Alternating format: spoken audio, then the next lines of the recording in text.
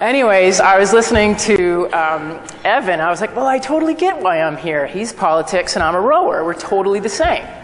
You know, because rowers, like politicians, we just sit on our ass and we go backwards all day long.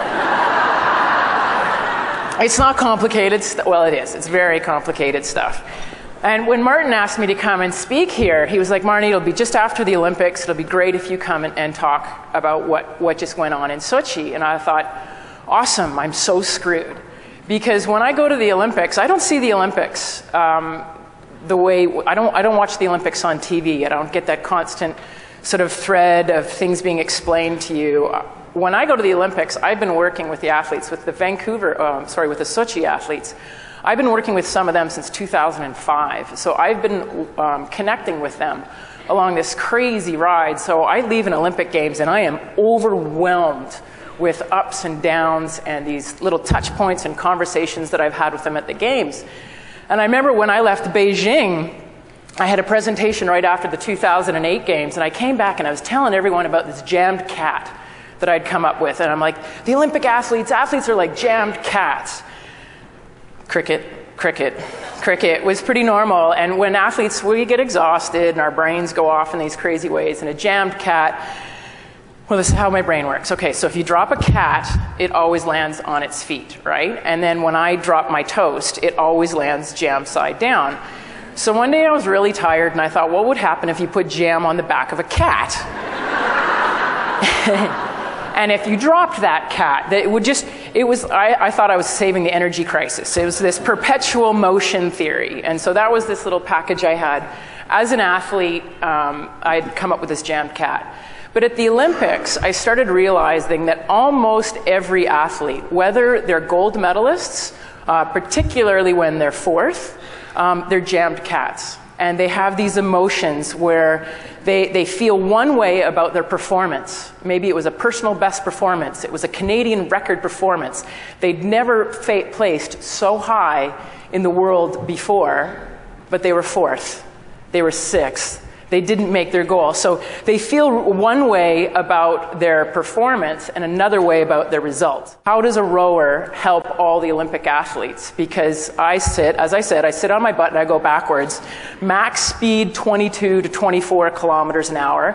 If I make a mistake, my oar gets stuck underwater and I'm like, oops, and I fix that. If I don't steer straight, I might go into somebody else's lane, and if I don't steer straight really badly, I can maybe get disqualified. An alpine athlete, a luge athlete, a bobsled athlete, we saw in bobsled, they make a mistake, they're upside down traveling 140 kilometers an hour, people get hurt. And so here I am as a rower trying to help them out. And what I do is I don't talk to people about what they do. They actually have coaches and sports psychs who help them with their field of play issues. What my role is to come in as a peer. I'm a peer performance mentor.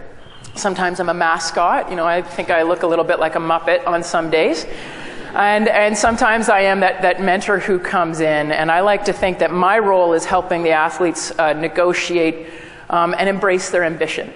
To go into an Olympic Games environment, to go into the biggest test of their life, to that huge challenge with all the swagger that they take into their normal environments. These athletes are very familiar with competing at World Cups, at World Championships, but the Olympic Games are different. There's so much incredible consequence. That's really what makes the Olympics so different. I wrote a blog about the truth, dare, consequences of the Olympic Games. And it is that one moment that just doesn't come back that make them so incredible. A mistake to assume that people who have success know all the ropes, because the ropes change. The ropes change all the time. And going into our second Olympics was filled, the expectations went up extraordinarily. And the problem when expectations go up extraordinarily is joy usually comes down. So the whole process getting ready for 92 was, oh yeah, we won this, or we're getting ready, or look, we're the world champions, we're the Olympic favorites. You know, but we were so under the radar. Like, who expected a bunch of rowers to win? Well, in 96, everyone expected us to win. You know, in '96, I was carrying 14 different national sponsors into the Atlanta Olympics. People thought of Kathleen Heddle and I as the sure thing. You know, Donovan Bailey was going to race the same day, but we were the sure thing. So expectations up, joy's gone down. And the other thing that's happened is we're moving through our career. You know what? We're not learning big things anymore. As we progress through our careers, there isn't that same sense of progression. You know, there aren't the big promotions to get anymore. There aren't the big moves and the big switches. The steps that we make that are getting us better, they're getting smaller and smaller and smaller. It's harder to see these things. So you don't have the same sense of progression. You don't have the same sense of learning. And so you know what? It kind of feels like all the fun is getting sucked right out of it. Suddenly, this sport that I had so much passion, this career, right? So sport is my career. And I'm training my body in the same way all of you train your mind. Suddenly, this thing that I do that I love doing, that I thought was fun and hilarious, is starting to seem a lot like work. And I'm thinking, well, when I won last time, it seemed really fun. And I'm not seeming like it's really fun this time, so am I going to win again? The idea of starting happy goes through everything. It's like start each day happy. You know, and it's not about starting each day going like you're in one of those Viagra commercials or something like that, skipping down the street. That's not the point. That's not the point of start happy. Start happy means that you're absolutely aware of your preparation. You know, I talk a lot about preparation as like having a cup and you're always filling it with grains of rice. You know, but the whole idea of that cup and the grains of rice you're putting it in, that's your done list. Too many people forget to look at their done list. You know what? Ambition requires us to constantly be staring at our to-do list, right? That's where more comes from. There will always be more. As long as you have ambition, you will be that jammed cat, quite happily spinning. You know what? I like that performance, but I want more from the result. Or I like that result, but I want more from the performance. So starting happy requires that you have a proud awareness, just an awareness, just a sense about you, a proud awareness of your done list. Starting happy means that you started hard conversations, which is exactly what Michael was talking about before. Like when I realized how I would move away from being a rescuer, it meant that I would start hard conversations. It meant that I would say real and true things. You know, and I wasn't going to wait for somebody else to start those conversations.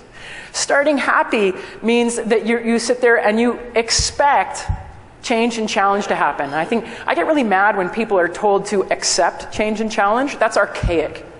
Accepting change and challenge is archaic. You need to anticipate it. You need to expect it because change and challenge are going to come. And so when you use that expectation as a weapon, that it's going to get harder and it's going to change. When it happens, you're all like cozy with it. Like, I saw you coming, change and challenge. Ha ha ha. Let's go. That's when you start happy. And you start happy when you realize that you're the someone you've been waiting for.